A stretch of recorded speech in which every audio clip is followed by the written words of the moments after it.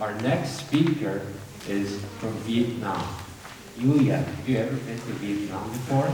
No, never. I've never been to Vietnam, but I do like Vietnam. What about you, Rudy? Well, since I've asked the question, of course I've never been to Vietnam. But she's going to talk about someone. Someone? Sounds kind of mysterious. It even sounds romantic. Let's welcome Lamti Quynh. We call her Nelly. Ramti Quynh, someone.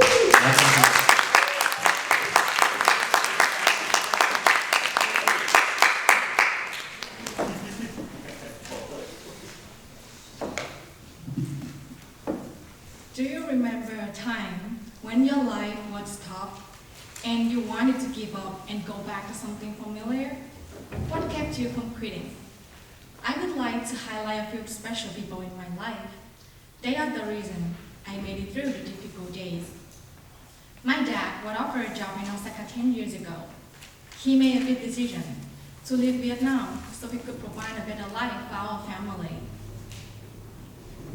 My dad cares so much about me, he brought to me every day. After 2 years, my parents divorced, and my dad asked me to consider moving to Japan. He would think was not only so he could take care of me better, but not only that, he was thinking I could have a better future if I moved to Japan. I was still in high school at that time. I thought very long and hard. It meant leaving my home, my country, my school, and starting a new life in Japan. Finally, I decided to go. I moved to Japan in 2017 and moved in with my dad. I began my Japanese study by doing hiragana and katakana online. It was hard doing it alone.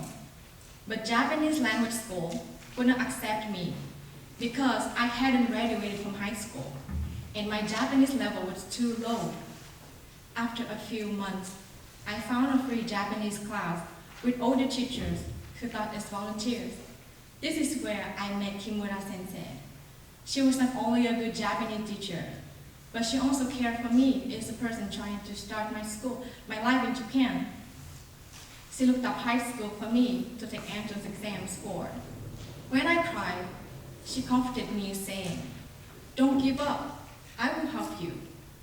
After 4 months of studying with her, suddenly I began to understand basic conversation.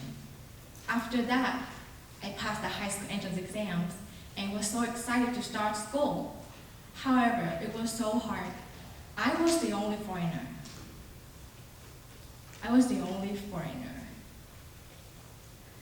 My school was a night school. I had class from 5 p.m. to 9 p.m. every day.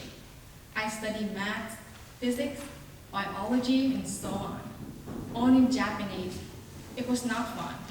It was so hard that I was tempted to give up. On days when I felt depressed and discouraged, I could look at my dad coming home from work. His face looked tired. His clothes were sweaty. It made me stop feeling sorry for myself. And once again, I decided to not give up. I was blessed with caring teachers throughout my high school day who taught me the joy of learning Japanese. I made good friends, have good memories of my high school life. I was even asked to give the high school graduation speech. What an honor. After graduating from high school, I told my dad that I wanted to get my own apartment and try living independently. I want to have new experiences and learn to take care of myself. He supported me in this decision. At this time, a colleague from my part-time job helped me to fill out all application forms and sign the necessary documents for renting an apartment. I remember how one of my high school teachers encouraged me. He said, "Don't give up. Keep pressing forward. Someone will always be there to help you and to cheer you on."